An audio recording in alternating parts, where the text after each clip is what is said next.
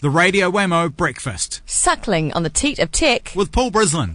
Yes, talking high tech with Paul Brislen, twitter.com/Paul Brislen. G'day there, Paul. Good morning, how are you? Very well. It's been a tough week for Google, not only around the world, but here in New Zealand as well.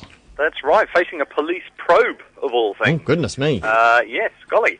So Google, as you know, likes to drive cars around the world, taking photos of the streets so that you've got this wonderful archive of street references and photography, and it all looks very lovely. And I've often wondered why they would bother doing that, because it's got to be quite an expensive process. But, of course, it turns out that at the same time, they have been capturing wireless internet data whilst filming, and the police have taken a bit of an interest. They've been asked to investigate by the Privacy Commissioner.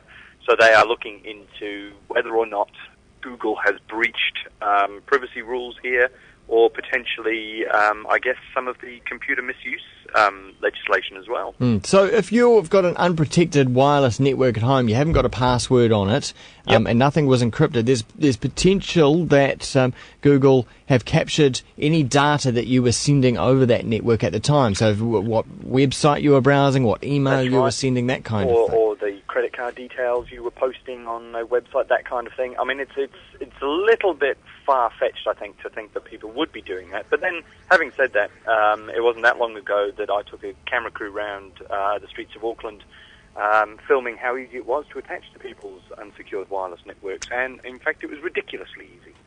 It was hard not to, in many respects, because you just pull up and the laptop would connect to somebody's network. So this is, so currently anyone with the right equipment can go and do this. You can, and the right equipment is a laptop with a wireless card in it. Yeah. I mean, it's that simple. So you can wander around, hit the refresh networks list, and it'll tell you, oh, yes, I can see, 15 different networks, 10 of them are secured, 3 of them are not.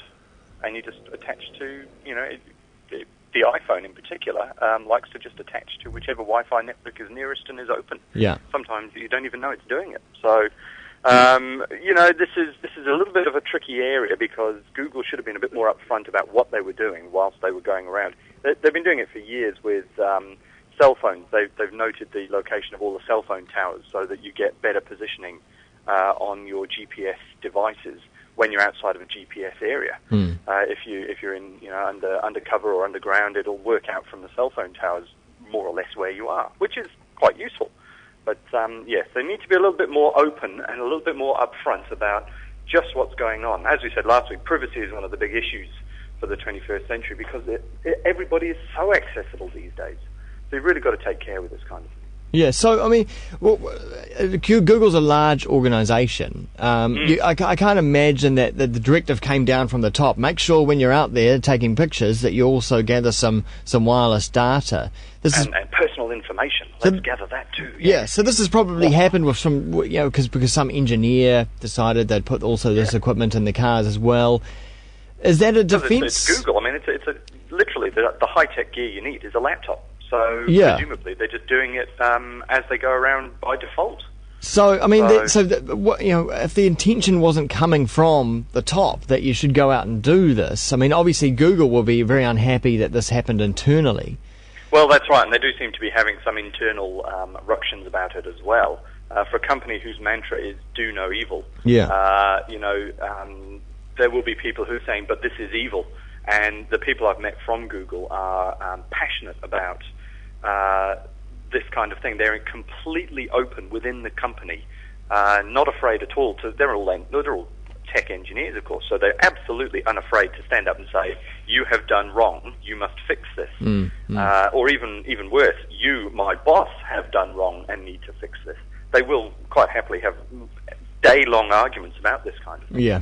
So, more power to them. I hope they get this right, because I think they do a great job for the rest of the time, and it's an invaluable service. And they just need to realise that people do take this kind of thing very, very seriously. Paul, on to something else now. Smart underpants that could save lives. I know. I've got to get me a pair of these. So the US military, that bastion of high-tech innovation, who brought you the likes of the internet, for example, are rolling out smart underpants. They are underpants that have, these are for the soldiers, of course, in the first instance, but they are painted with a particular dye, I guess it is, which contains microparticles, which will report back on things like your body temperature and your various medical rates, heart rate, blood pressure, this kind of thing. So it's the ink that is painted on the waistband of these things contain carbon electrodes, which will happily report back that yes, in fact, everybody's fine. They're just all a bit excited at the moment, or things of this sort. But of course, the civilian applications of this are tremendous. You get people with diabetes or high blood pressure or some kind of illness like this. You can monitor them real time as they walk around the house. I think that's fantastic. Through their underpants. Got to get me a pair. As long as you're in your underpants, of course. Who do you want monitoring what your body's up to? Well, it would have to be Google, wouldn't it?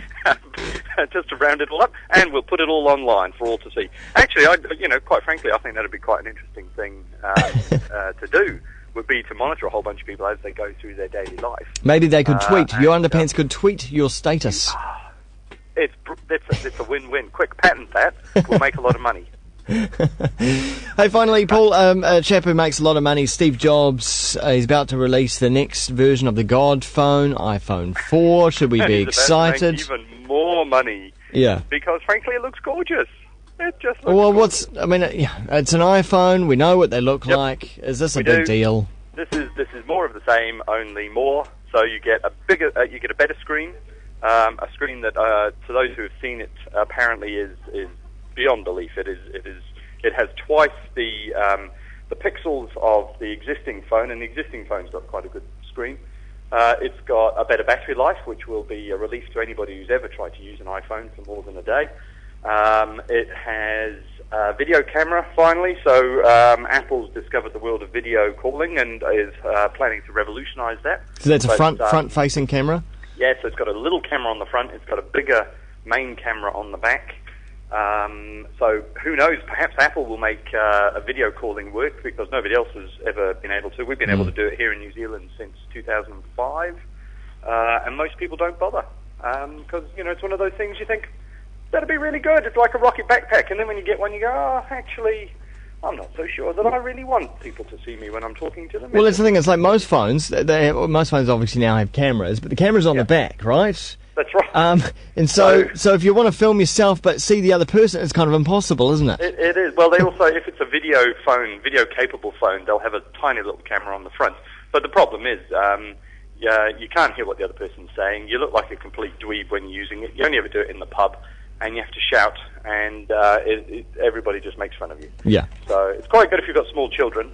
When mine were very little and living at home, and I was at work and not working from home anymore, they would regularly call me to update me on the day, but that's, the novelty wears off pretty quickly, and now they can't be bothered. So it's a bit tricky, really. Yeah. But the iPhone itself, the fourth generation one, the biggest thing for us here at Vodafone, as I slip on the harness quickly, is that it does 900 megahertz, which means you'll be able to get 3G speeds off us from 97% of the country. And it will also work on 2 degrees, Paul. It will do as well if they can come up with micro SIMs, because that's the other thing. The SIM card slot is a different size, and whether they sell it or not, we shall wait. Which we'll see. And so when's it out? Later, the official word is in the coming months. Steve said we're in wave 2, so that's late July, I believe.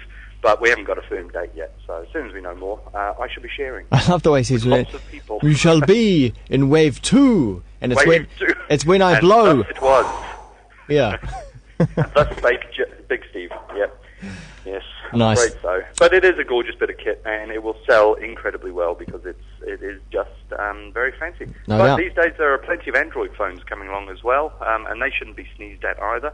And Nokia's woken up to this whole revolution and is jumping on the bandwagon as well. So I think we're going to see, it's a good time to be a consumer of electronic goods, because we're going to see quite an